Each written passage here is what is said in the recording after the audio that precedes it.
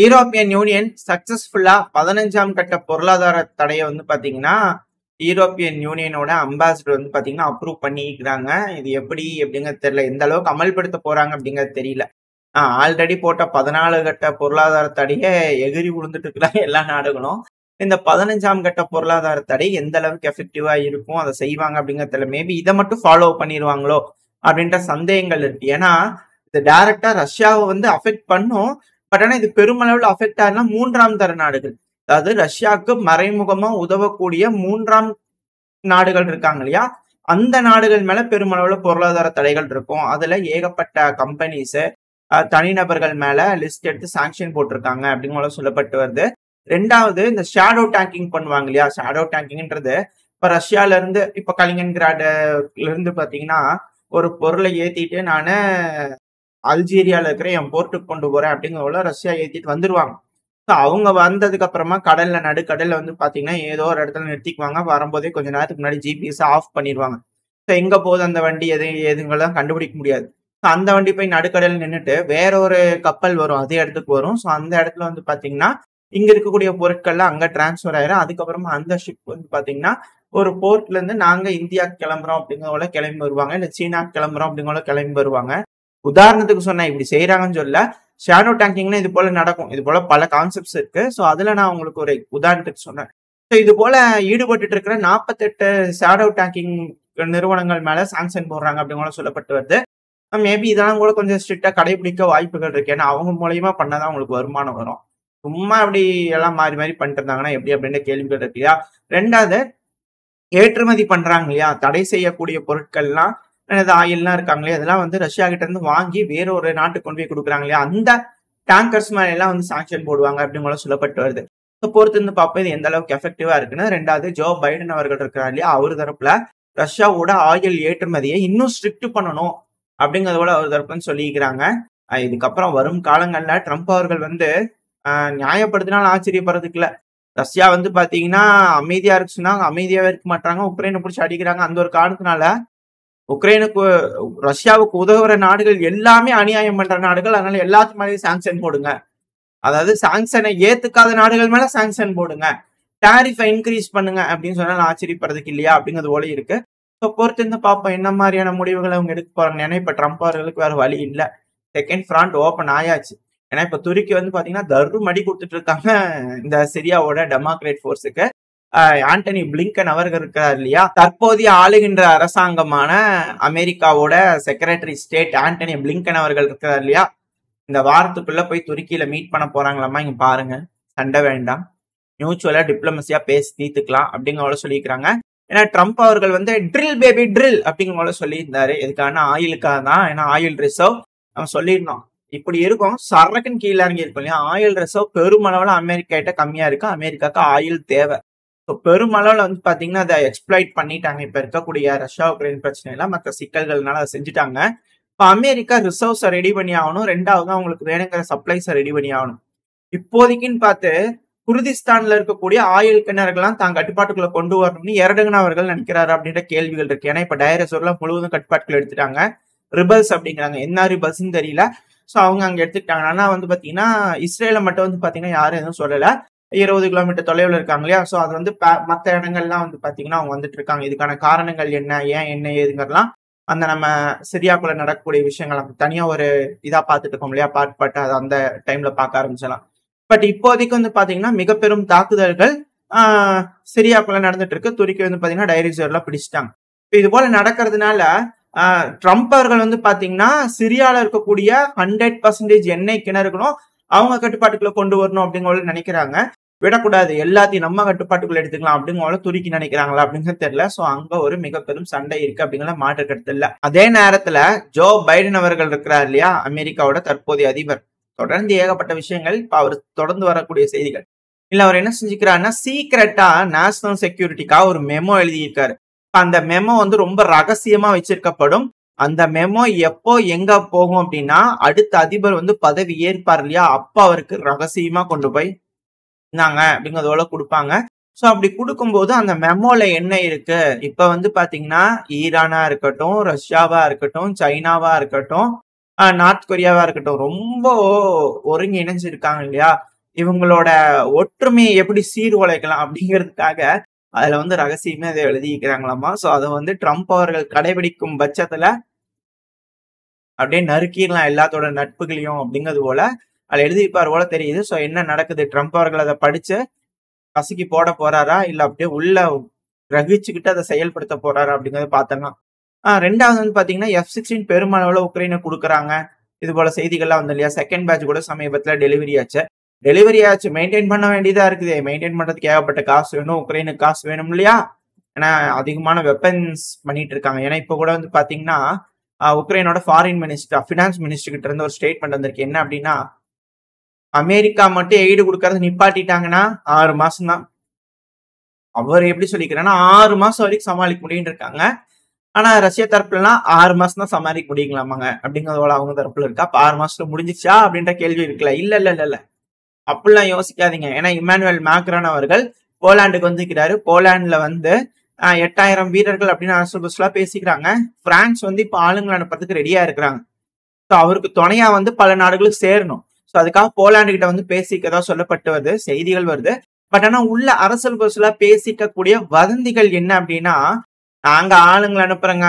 ஏன்னா இங்க வந்து பார்டர்ல ரஷ்யா வந்து லிவிவ் லூட்டஸ்க்குலாம் இருந்தா பிரச்சனை. ரெண்டாவது எங்களுக்கும் வரலாறு ரீதியா பிரச்சனை இருக்குது லிவிவ் லூட்டஸ்க்குல.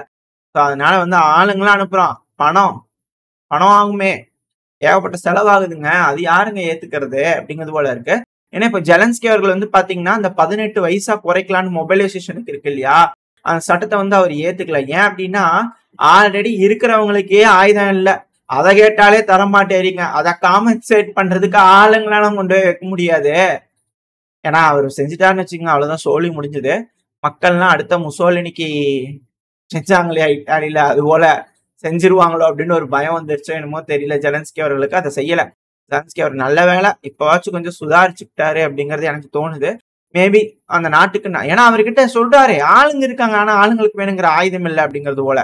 இங்க பாருங்கப்பா, அவ்வளவுதான், என்னால முடிஞ்சா நான் செஞ்சாச்சு. அப்படிலாம் மொபைலைசேஷன்லாம் கம்மி பண்ண முடியாது. உன் ஆளுங்களை முதல்ல அனுப்பு. அங்கேயோ உட்காந்துட்டு எல்லாம் பேசிட்டு எல்லாம் போயிட்டீங்கன்னா ஒன்றும் பண்ண முடியாது. ஏன்னா பிளான் வச்சிருந்துருப்பாங்க. சரியால ப்ரெஷர் கொடுக்குறோம், நீங்க இங்க பாருங்க அப்படின்னு சொல்லியிருப்பாங்க. இப்ப குடுக்கறதுக்கு வேற வழி இல்ல. பிளான் ஃபெயிலியர் ஆயிடுச்சு. ஸோ அந்த ஒரு காரணத்தால என்ன செய்யறது அப்படிங்கிறது போல தெரியல. இப்ப அவங்க அனுப்பித்தான் ஆகணும் ஆளுங்க. அதுக்கான கோயலேஷனுக்கு பார்த்துட்டு இருக்காங்க. இப்ப அடுத்தது வந்து பாத்தீங்கன்னா ஃபண்டிங் பண்ணணும் அப்படின்னா ஜெர்மனி ஃபண்டிங் பண்ணும். யாரு ஃபண்டிங் பண்ண போறாங்க, என்ன மாதிரி பண்ண போறாங்க தெரியல. ஆல்ரெடி இப்ப யூரோப்ல எல்லாம் வந்து பாத்தீங்கன்னா கேஸ் கிரைசிஸ் வந்துருச்சு. மிக பெரும் அளவுல கேஸ் தட்டுப்பாடு இருக்குன்னு சொல்லிட்டு இருக்காங்க.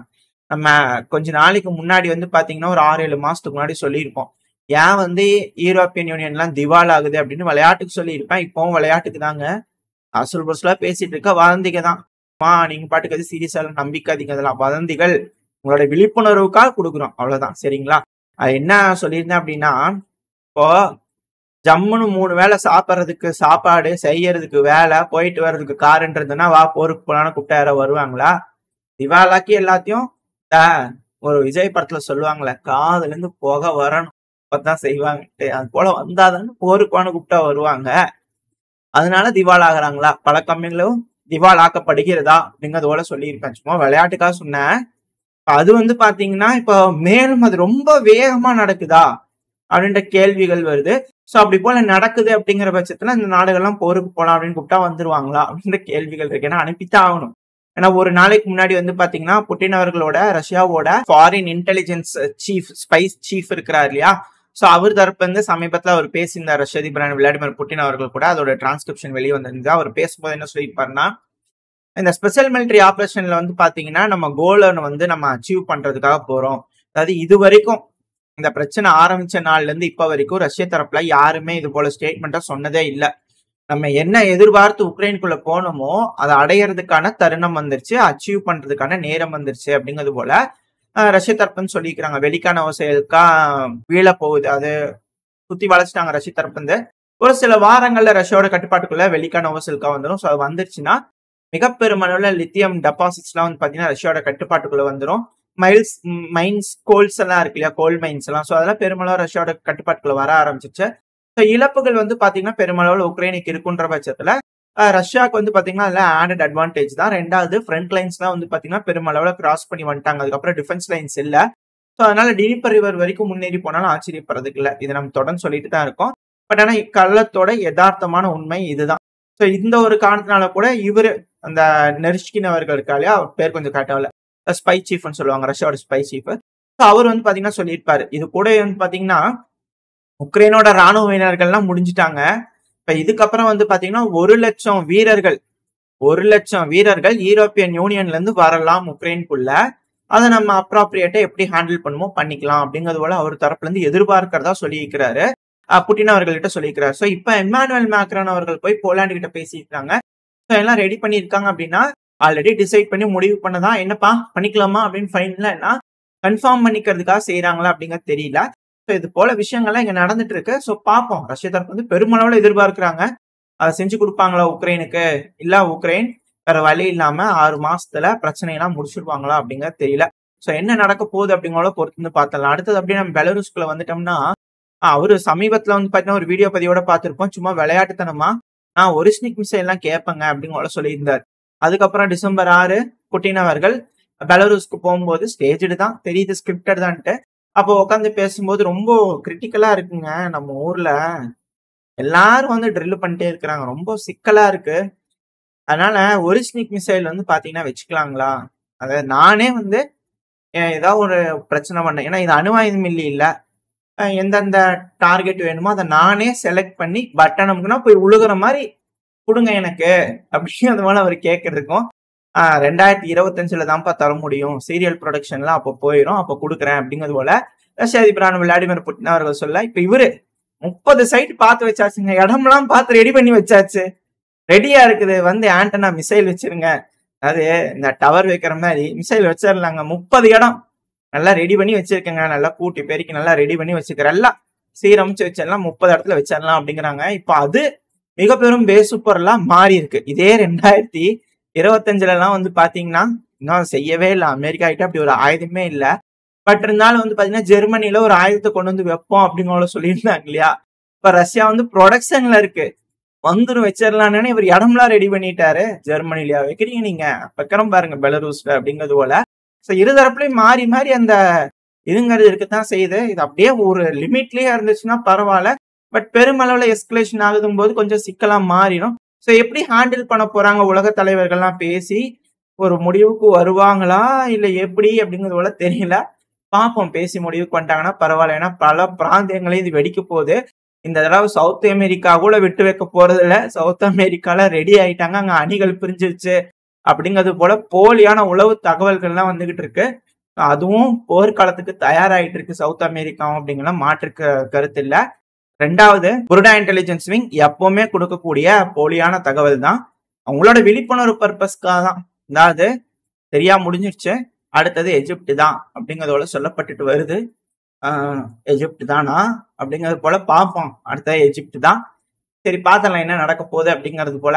இதோட இந்த பதிவை நான் முடிச்சுக்கலாம். இந்த பதிவு எப்படி இருந்துச்சு, உங்களுக்கு பிடிச்சிருக்கா? பிடிச்சுனா லைக் பண்ணிட்டு உங்க ஃப்ரெண்ட்ஸ் அண்ட் ஃபேமிலியோட ஷேர் பண்ணிக்கோங்க. அது கூட மறக்காம இந்த பதிவு பத்தி உங்களோட கருத்துக்களை கமெண்ட் செக்ஷன்ல சொல்லுங்க. இந்த பதிவு நல்லா இருக்குன்ற நம்பிக்கையில் அடுத்த பேர் உங்களை சந்திக்கிறேன். அது வரைக்கும் ஸ்டே சேஃப், பை பை.